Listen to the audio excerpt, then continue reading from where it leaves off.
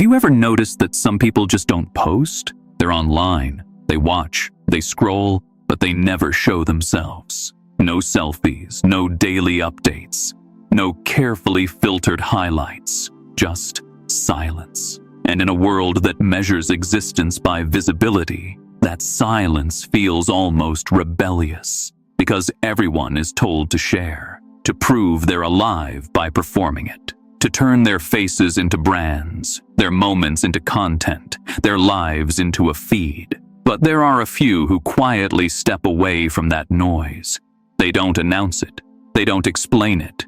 They simply stop performing. And here's what most people don't understand. That decision isn't about shyness, or insecurity, or lack of confidence. It's something else, something much deeper. Alan Watts once said, "The moment you try to define yourself, you limit yourself." And that's exactly what posting does. It traps you in the version of yourself you've decided to show. It becomes a mirror you keep polishing, a reflection you start living for. But those who don't post, they refuse to be trapped by their own reflection. They don't need to prove their existence through pixels. They live in what can't be seen, because they've realized something most people haven't, that the more you show, the less you are. And when everyone's shouting for attention, the quiet ones begin to see the truth. That visibility is not connection. That noise is not meaning. That sometimes disappearing is the purest form of presence. Most people post because they're chasing something they can't name. Approval, validation, evidence that they matter. Every photo, every story, every update is a tiny plea. Look at me, see me, tell me I exist. And that's not wrong. It's human. We all want to be seen. But here's the problem. The more we seek to be seen, the less we truly see ourselves. Alan Watts once said, "Trying to define yourself is like biting your own teeth, because the moment you turn your life into an image, you stop living it. You start curating it. And when every experience becomes something to be shown, you stop feeling and start performing." But there are some, the quiet ones, who notice this trap early. They watch the endless scroll of everyone else's highlight reels and feel something strange, a pull away from it. Not because they don't care, but because they care too much. They sense the exhaustion and constant exposure. They feel the falseness of self-turned spectacle. And they start to ask the dangerous question, what if I stopped showing and just started being? And that question changes everything. Because the moment you no longer need to prove your life, you finally begin to live it. For these people, silence isn't withdrawal. It's self-preservation. It's a quiet rebellion against a world that confuses attention with worth. They don't disappear because they have nothing to say. They disappear because what they have to say doesn't fit into a caption. They don't post because they're afraid. They don't post because they've already understood. Anything real loses meaning when it needs an audience. There's a strange peace that comes when you stop showing. When you no longer turn every sunrise, every meal, every fleeting joy into proof that you're alive. Because the more you show, the less you actually feel. You start to live not for the moment, but for the moment's replay value. Alan Watts once said, "A person who constantly watches himself cannot be spontaneous." And that's what social media has done to us. It's turned living into watching. We no longer experience our lives. We monitor them. You know that moment when something beautiful happens? A laugh, a sunset, a kiss. And instead of feeling it, you reach for your phone. That's the tragedy. Because when you don't enjoy the moment as it happens, you try to enjoy it later by showing it. You post it to feel the joy you didn't let yourself have. But the truth is, no amount of likes can recreate a moment you never truly lived. And that's why some people just stop. They stop performing joy and start feeling it.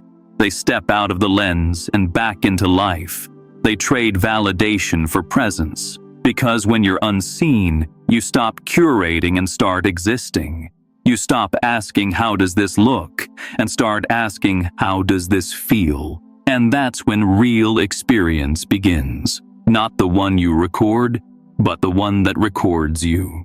When you stop showing, something strange happens. People start to notice your silence. They start asking questions. Why don't you post anymore? Everything okay? To them, silence is suspicious.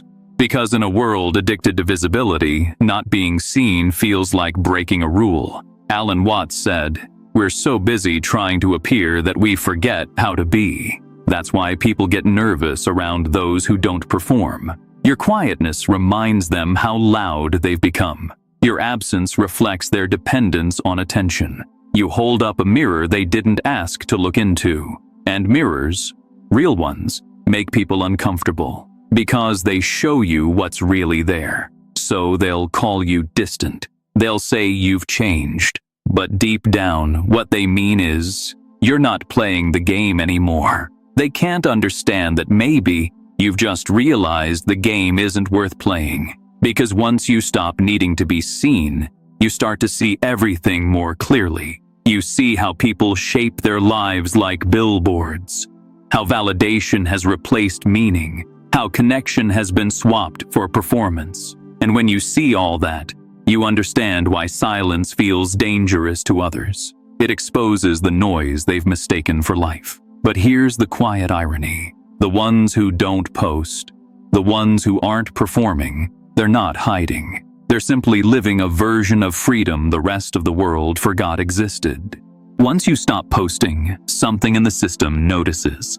Not a person, the system itself. Because every post, every share, every story isn't just self-expression. It's data. It's confirmation that you're still plugged in, still feeding the machine. Alan Watts warned about this long before social media existed. He said, "We live in a culture where being is replaced by appearing." That's exactly what the modern world has perfected. A digital society where existence is measured by visibility and silence is treated like death. The people who post constantly aren't just sharing. They're participating in the ritual of validation. They are feeding the cycle. Post, reaction, approval, repeat. Each loop is a micro-dose of importance, a small reminder that I still exist. But the moment you stop, the system can't find you anymore. You vanish from its grid, not because you've disappeared, but because you've stopped performing. And here's the paradox. When you unplug, the system loses power, but you gain it. See, social media runs on the same psychology as addiction. Not to substances, but to significance. You crave feedback because it keeps your ego alive. You post because silence feels like death to that ego. And the machine knows this. It's built on it. The algorithms don't just track your interests. They shape them. They teach you what to desire, who to envy, how to see yourself. Because when your identity depends on visibility, control becomes simple. Give you more of what keeps you looking, and you'll never look away. But people who stop posting, the ones who pull back from the stage, they break the spell. They stop being predictable. They stop being profitable. And that's why the system quietly punishes them by making them invisible, not in reality, but in the eyes of those still hypnotized. Watts called this the danger of awakening before others do. Because when you stop participating in illusion, the world doesn't cheer. It questions you.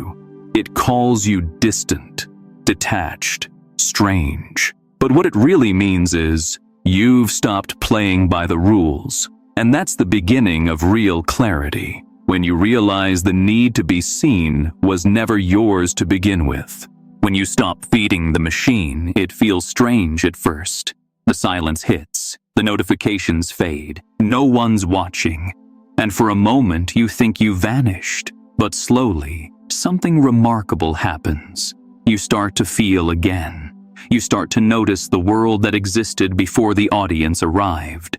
The wind doesn't need a like. The sky doesn't care for followers. And yet, they exist perfectly, effortlessly, without validation. That's the rhythm you'd forgotten. The rhythm of simply being. Alan Watts said, "You are under no obligation to be the same person you were 5 minutes ago." And that's the essence of real freedom. You can step out of the performance without stepping out of life. You can participate in the world without being consumed by it. Because leaving the stage doesn't mean the play ends. It means you stop mistaking the stage for the world. The people still trapped in the cycle will call you detached. They'll say you don't care. But what they really mean is, you no longer need the applause to feel alive. That's what terrifies the system. A person who acts from awareness, not from hunger. You still use the tools. You still speak, share, connect. But your energy is different. You're not posting to prove you exist. You're expressing because you already do.